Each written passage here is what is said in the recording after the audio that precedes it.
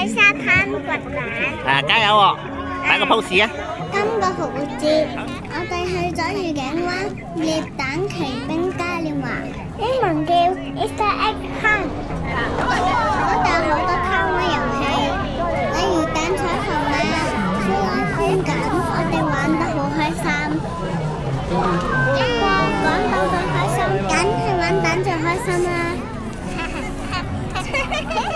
睇到我有啲掘蛋心得同大家分享。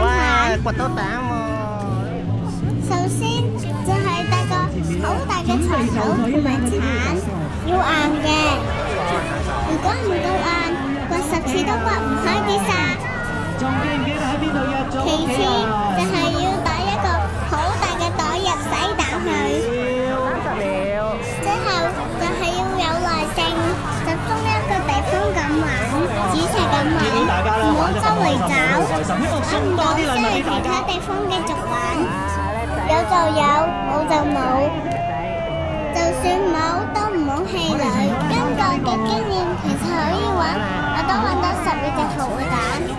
哇，好開心啊！今日見到好多人。之後祝大家玩得開心啲。